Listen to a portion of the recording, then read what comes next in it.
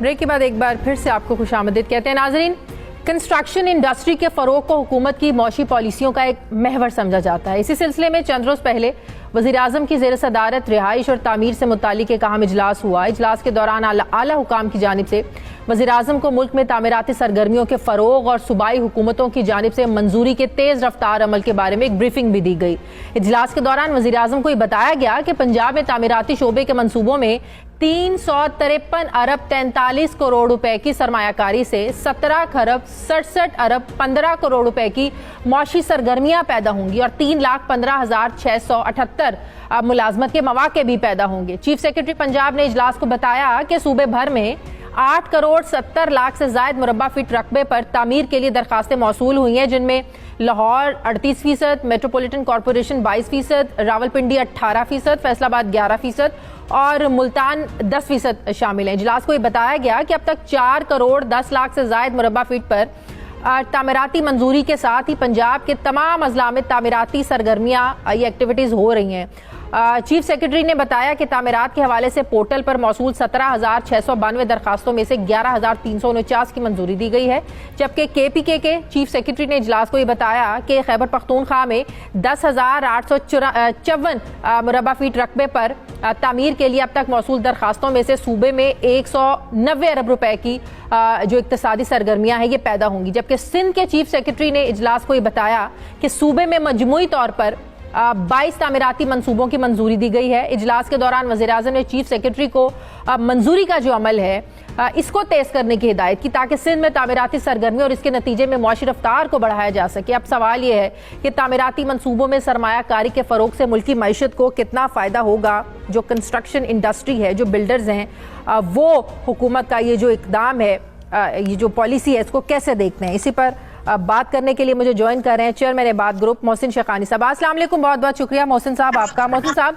हुकूमत जिस तरीके से कंस्ट्रक्शन इंडस्ट्री को फरोग दे रही है, चंद रोज पहले भी प्राइम मिनिस्टर साहब को एक ब्रीफिंग दी गई, ये जो हुकूमत मौके पैदा कर रही है कंस्ट्रक्शन इंडस्ट्री के लिए, आपके ख्याल में कितने सूदमंद हैं हमारे यहाँ रोजगार के लिए, लोगों की जॉब एक्टिविटी के लिए?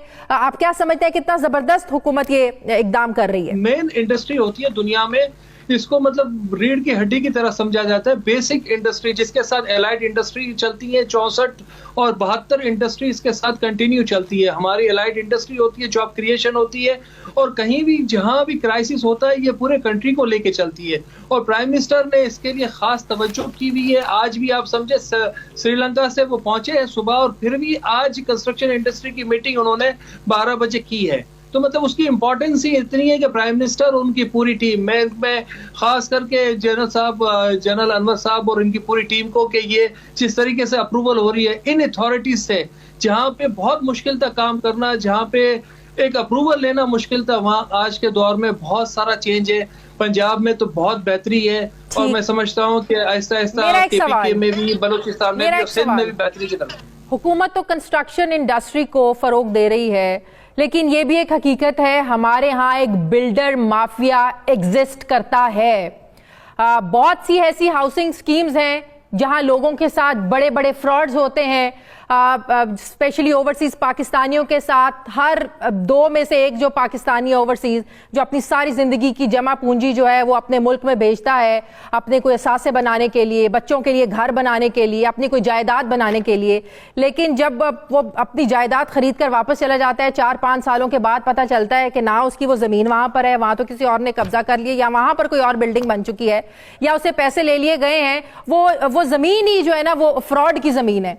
तो बिल्डर माफिया को भी अपना रवैया दुरुस्त करना होगा। ये नहीं है कि हुकूमत से आप जो है ना वो अपने लिए पैकेजेस लेते रहें, हुकूमत से अपने लिए आप जो है ना वो इमदाद लेते रहे, हुकूमत आपको सपोर्ट करती रहे, लेकिन आप आगे लोगों के साथ फ्रॉड करते रहें। ये नहीं होना चाहिए। देखिए, ना ही कोई पैकेज लिया है हमने एज अ बिल्डर, ये पैकेज आम लोगों के लिए है। और कहीं भी अगर इलीगल लोग हैं, दुनिया भर में हर जगह चीजें होती है, लेकिन उसका कंट्रोल गवर्नमेंट होती है।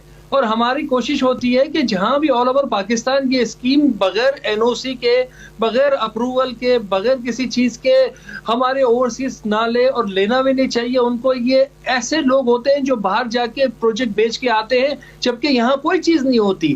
تو خدا را ان لوگوں کو یہ دیکھنا چاہیے. اب ویب سائٹ پہ ساری NOCs ہے، پرائم منسٹر نے خاص اس کے لیے کام کیا ہوا ہے کہ جتنی بھی اپروولز ہو وہ وہاں پہ مینشن ہونی چاہیے آن لائن وہ اتھارٹی اس کی NOC مینشن کرتی ہے. اس کے بعد وہ چیزیں، تو ایسی چیزیں ہوئی ہیں، ایسا نہیں ہے. غلط لوگ ہر جگہ ہوتے ہیں، لیکن کسی انڈسٹری کو ایک لا کے تحت، چیزوں کے تحت جو کام کرنے والے لوگ ہیں ان کو اپریسیشن آنی چاہیے، اور جو غلط لوگ ہیں ان کے خلاف کارروائی ہونی چاہیے. وہ اتنے بڑے نہیں ہونے چاہیے کہ وہ پورے ملک کو چلائیں. انڈسٹری کو سپورٹ کیا جا رہا ہے جس طریقے سے جو ہے نا، شہر بھی پھیل رہے ہیں، بلڈنگز بن رہی ہیں، کہا جا رہا ہے کہ اسے زرعی جو شعبہ ہے وہ بہت پیچھے جا سکتا ہے، اس کو بڑا نقصان ہو سکتا ہے. یہ بات کس حد تک درست ہے کہ ظاہر ہے زرعی زمین کم ہوگی؟